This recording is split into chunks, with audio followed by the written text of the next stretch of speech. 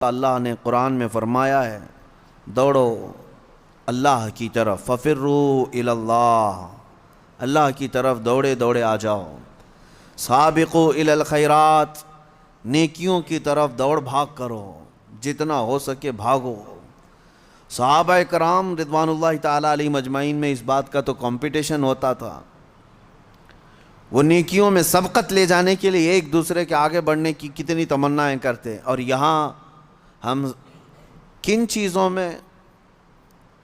چیزوں میں آگے بڑھنے کی ہوڑ لگی ہے دنیا میں، باقی نیکیوں کی طرف کتنے لوگ دوڑتے ہیں وہ سب کو پتہ ہے۔ اکثر کو تو یہ چاہیے کہ مجھے سب سے پیچھے والی جگہ ملے، نہیں،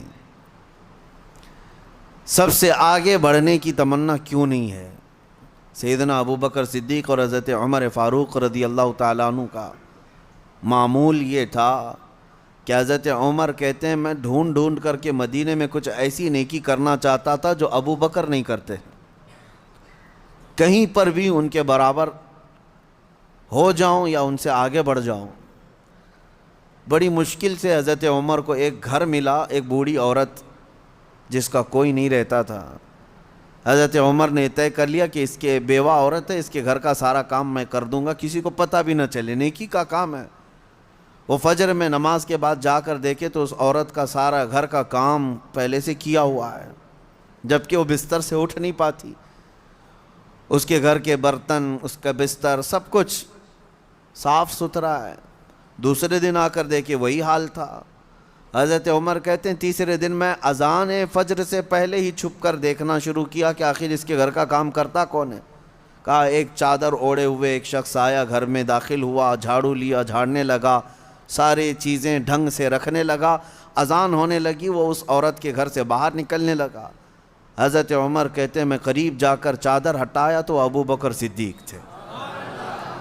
پھر کہا ایک یہ مثال، حضرت عمر کہتے ہیں میں کبھی آگے بڑھ ہی نہیں سکتا، میں جہاں کوشش کرتا ہوں اس سے پہلے حضرت ابو بکر پہنچے ہوئے ہوتے۔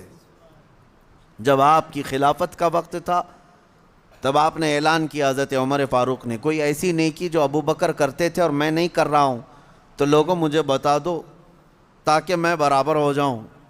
کسی ایک صاحب نے کھڑے ہو کر کہا حضرت ابو بکر جب خلافت کرتے تھے ان کے زمانے میں وہ سب کے حقوق ادا کرتے، لیکن روزانہ وہ دوپہر کے وقت اپنے ہاتھ میں توشادان لے کر جنگل کی طرف جاتے اور پتہ نہیں کسی کمزور یا کوئی معذور یا محتاج کو کھلا کر آتے، لیکن ہمیں یہ نہیں معلوم کس کو کھلاتے تھے۔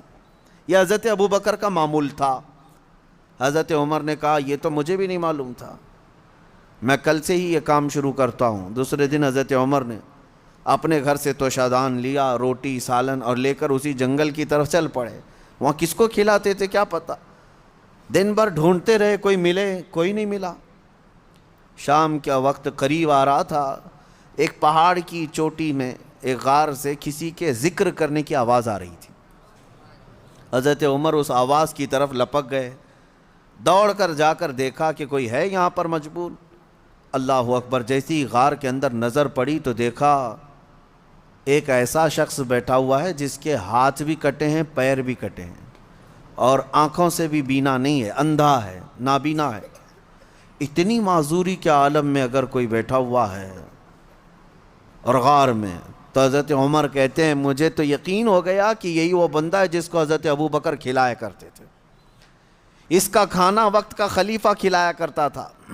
حضرت عمر کہتے ہیں میں گیا، چپکے سے جا کر بیٹھ گیا، میں نے آواز بھی نہیں کی تاکہ اس اندھے شخص کو یہ معلوم بھی نہ ہو کہ کون کھلانے آیا ہے۔ آپ نے روٹی توڑ کر سالن میں بھگوئی اور اس اندھے کو منہ میں روٹی رکھی۔ جیسے ہی اس کے منہ میں روٹی کا ٹکڑا گیا وہ چیخ کر کہتا ہے آنے والے، کیا ابو بکر کا انتقال ہو گیا؟ کون آیا ہے آج کھلانے کے لیے؟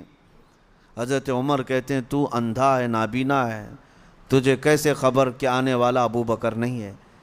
وہ کہتا ہے اس لیے کہ ابو بکر کو پتا تھا میرے منہ میں دانت نہیں ہے، وہ اپنے منہ سے چبا کر میرے منہ میں روٹی ڈالتے تھے۔ آج تو نے پوری روٹی اٹھا کر ڈالی تو مجھے سمجھ میں آ گیا کہ آنے والا ابو بکر نہیں ہے، کوئی اور آیا ہے۔ حضرت عمر کی آنکھوں سے آنسو آئے، باہر نکل کر کہتے ہیں قسم رب ذوالجلال کی ہے ابو بکر آپ سے ایک قدم بھی میں آگے نہیں بڑھ سکتا۔ لیکن تھی تو دوڑ، سابقوا الی الخیرات جس کو اللہ نے فرمایا، یعنی نیکیوں کی طرف بھاگو، دوڑو۔ آپ کے اندر یہ مقابلہ آرائی اگر آ جائے، جس کو ہیلتھی کمپٹیشن کہا جاتا ہے، اس میں حسد نہیں ہے، اور اگر اس میں حسد بھی ہو تو نیکیوں میں ہے۔ رشک جس کو کہتے ہیں، جس کو فرمایا کہ حسد ایک جگہ جائز ہے، وہ علم میں، یعنی اس کو اتنا علم ہے تو میں اور علم حاصل کروں۔ اگر کوئی 2 رکعت نماز پڑھ رہا ہے تو آپ کے اندر اس بات کی تمنا جاگنی چاہیے میں 4 پڑھوں۔